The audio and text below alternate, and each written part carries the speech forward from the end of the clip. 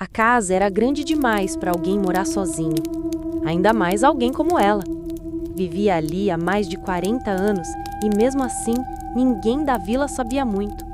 Só que se chamava Dona Aurélia e que toda noite acendia uma vela na janela do quarto da frente. Mas ninguém sabia o que havia nos fundos. A casa tinha um corredor longo, escuro, com 5 portas e uma última, no fim dele, sempre trancada. Uma porta antiga, com dobradiças que choravam se alguém tentasse tocá-las. E foi exatamente o que o neto dela fez. Samuel.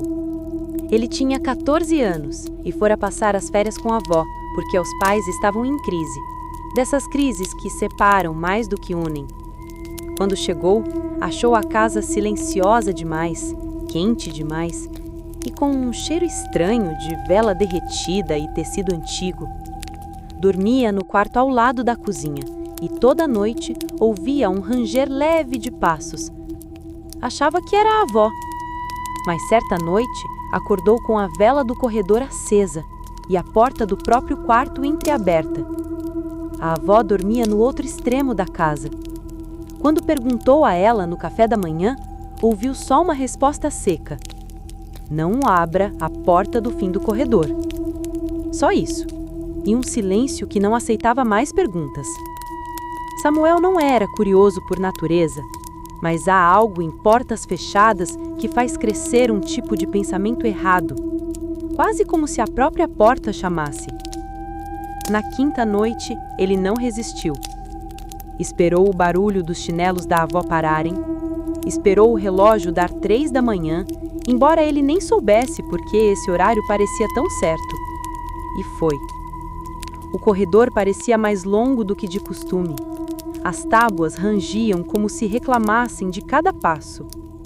Ao chegar diante da porta proibida, percebeu que a chave estava na fechadura. Ele hesitou, mas só por um instante. O barulho da chave girando soou como um grito abafado. E a porta cedeu. Lá dentro havia apenas um quarto. Um quarto simples, coberto de poeira, com uma cama antiga, um espelho trincado e dezenas, talvez centenas, de bonecas de porcelana, todas olhando para ele. Nenhuma janela, apenas o espelho. Ele entrou devagar. Os olhos das bonecas pareciam acompanhá-lo. Não se mexiam, mas pareciam vivas. No espelho, ele notou algo estranho. O reflexo mostrava o quarto, mas não mostrava ele. Por um segundo, achou que era um truque da luz. Piscou, passou a mão no rosto, mas o reflexo não mostrava sua imagem. Mostrava o quarto, as bonecas e uma figura parada atrás dele. Uma mulher. Cabelos longos, olhos negros como vidro, pele pálida. Vestia um vestido antigo, puído. Samuel se virou com um pulo. Não havia ninguém. Olhou de novo para o espelho. A mulher ainda estava lá, mas mais perto. Sentiu o ar gelar e um sussurro no ouvido. "Você me viu." Ele tentou correr, mas a porta havia se fechado. Forçou, gritou. As bonecas agora pareciam sorrir. A figura no espelho já não estava atrás dele. Estava olhando de dentro do espelho, de frente.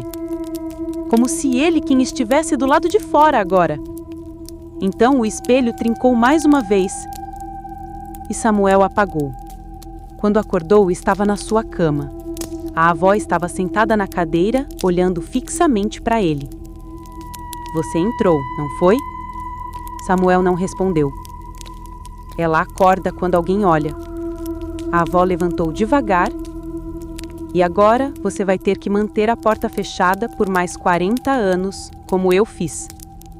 E saiu do quarto arrastando os pés.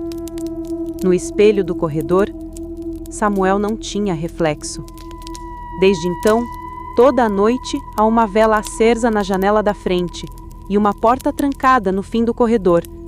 Mas às vezes, se você passar em frente àquela casa, dá para ouvir bonecas rindo, e passos, que não vem de lugar nenhum.